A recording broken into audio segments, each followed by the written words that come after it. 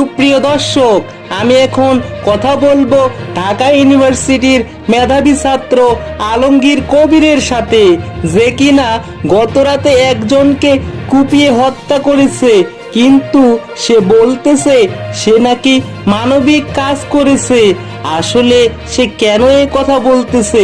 একজনকে হত্যা করার পরও সে কেন বলতেছে যে সে মানবিক কাজ করেছে?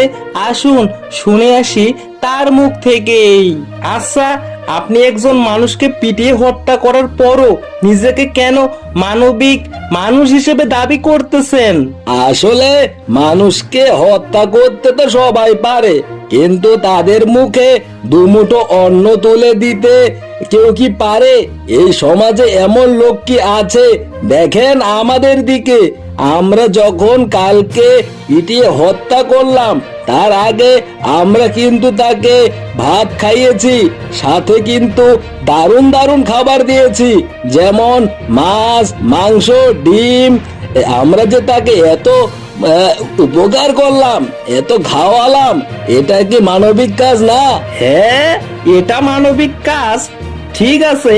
তবে তাকে খাওয়ানোর পর তো তাকে আপনারা নৃশংসভাবে মেরে ফেলেছেন, এটা তো মানবিক না। আরে আপনি শুধু হত্যা নিয়েই আছেন, খাবার যে খেতে দিলাম এটা তো একবারও বললেন না। আমাদের এই কাজ সমাজের মধ্যে উদাহরণ হয়ে থাকবে।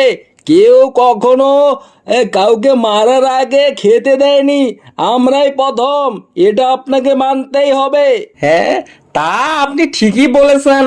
আমার জন্ম হওয়ার পর থেকে এমন কোনো ঘটনা তো আমি শুনিনি।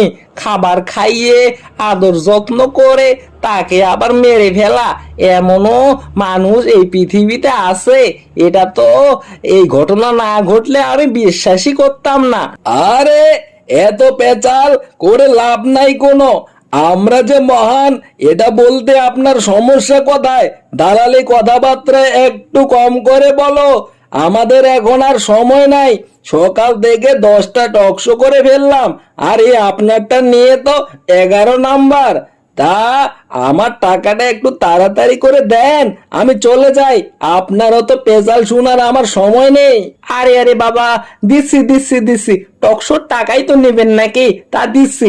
এসব কথা ক্যামেরার সামনে কি কেউ বলে? এই কাট ক্যামেরা, তাড়াতাড়ি কাট।